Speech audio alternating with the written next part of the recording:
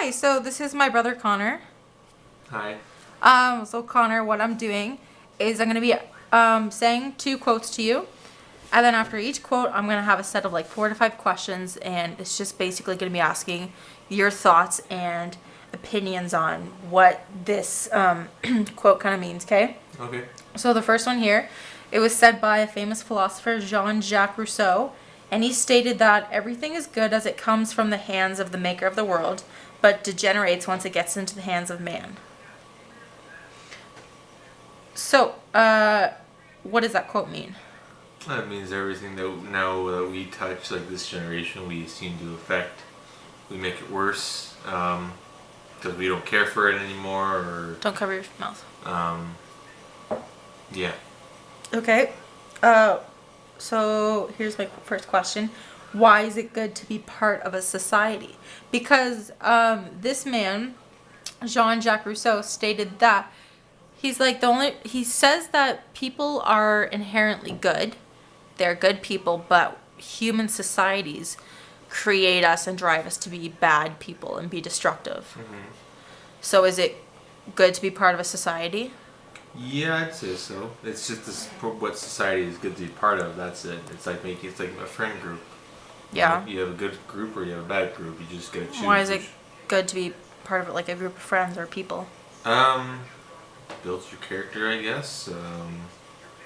People you can rely on, I guess. Does it yeah. make you a better person? Yeah, I'd say so. Okay. Why is it not good to be part of a society? Was not good? I don't know. I don't. If you weren't, what would be a benefit of not being part of society? You shouldn't have to deal with anyone. I don't know. Well, just think about all that stuff you said. If you're in a society, it builds character, Yeah. improves your personality. So say you're not part of society. There's good and bad things. I think if you're not part of a society, you're super lonely. Mm-hmm. You can't really talk to anyone. You can't improve yourself. You can't learn new things from others. But I think if you're not part of society, I think you can, because in society there's like all these rules and stuff you have to follow by obligations. There's responsibility you need to like attend to, or else you get punished and nobody likes you. But if you're not in society, you can do whatever you want. You don't have any rules, no limitations to what you can and cannot do. Okay, so along with that, do you think that one person can take down and destroy society, or in order to destroy society and take down all the barriers and the expectations, it needs to be done as a group? To take down a society, I mean, it depends on how the society is built. If it's not built properly, then yeah, someone could take it down, no problem. If But there's what's that word? If there's like holes in it, there's what's the word? if there's a crack in it, you No, can take there's it. like if there's vulnerable parts of society, we can overtake that, take advantage of it, and then ultimately destroy society so that everyone can pretty much be free, be Okay. their own person. So next question is, why do people do good things? Make others feel good, so they feel good. That's what I think. Do you do good things just to be a good person, or because you care about people, or Because I care. do you think that some people do good things just so they don't have to face the consequences? Yeah, there's some people like that. Not all people are like it though, but there are some people that are like it. Okay. Examples? Um, You don't have to name names, but do you know anybody? I know some people, but I don't know the best way to explain it. So yeah, I just know people that are like that. That's Okay. it.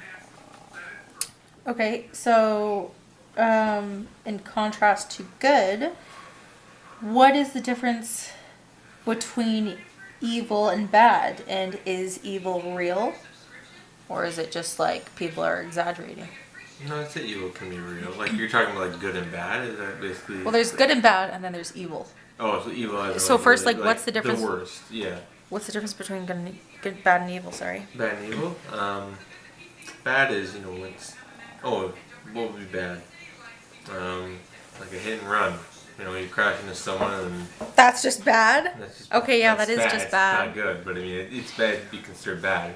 Evil would be like terrorism. Terrorism? Yeah, terrorism. I or think world conquer and all that Evil kind of would be stuff. like, I don't know.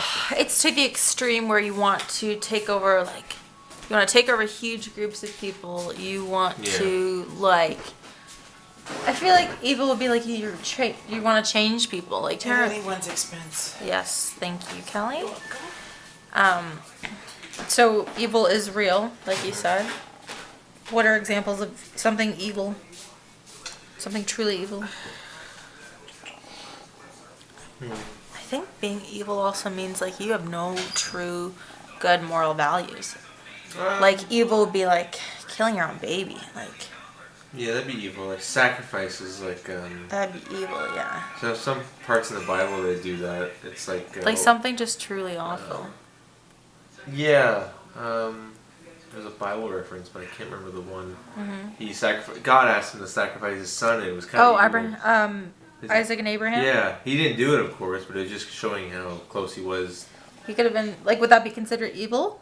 Would that be considered evil, or just like, you know, you're just serving God? Because that's something evil to do. Kill your own kid just because someone tells you to. Yeah, back then it's hard to tell because back when I honestly consider that evil. yeah, I'd say so myself. Like- it just doesn't make sense, you know. You can't say, "Oh, that was a good reason for him saying to do that." It's like, no, there was no good reason for him to say to do that, even though sure It's he wanted just to a- follow God, but it doesn't matter. Like you still came close to killing your son, so it's like, no, there's nothing good. Like about how? that.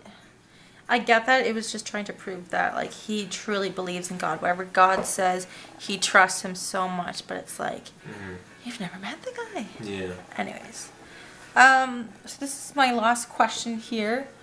What is the biggest problem that humans are facing? I'd say themselves.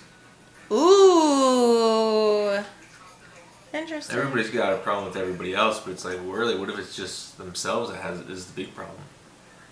So they just take it on others so they can just, make themselves feel better. But really, it's themselves. That's just what I think. I don't have a real thing about it, but yeah. Why do you think that you're your own problem? You're your own fault. I don't know. I don't know how to word it, but it's just, Just whatever you think. yeah. Just say it. I don't know. I don't know how to say it. But you It's think- just, you for some reason. You know what? Because you're the one who's making the choices, the decisions, the actions. So if something doesn't really go your way, Yeah. it's whatever. other people didn't follow your plan, but you should have been able to adapt to and find ways to Yeah, exactly.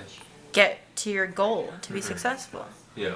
It's your fault if you're not being successful because maybe you're not trying hard enough. You're not doing it the right ways.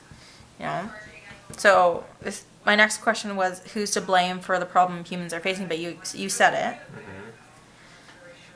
But you're not sure why we are to blame. I think what you said is good. Yeah, is that we're in control of how we want our lives to run, but in a way we take it on others because we don't want to face consequences. You don't want to be your own worst enemy. Yeah, you don't want to be the evil, I guess you could say, or the bad. People blame it on others, and it's like, oh yeah, it's their fault, so we'll just go from that. So. It's easier to blame someone else Yeah, other than than yourself because you're with yourself every day. Yeah. And to know Exactly. that you're the reason for your own fault, it's hard to accept. Yep. Okay, well, thank you, Connor. I'm going to end this, and we're going to move to the second and final quote. Okay.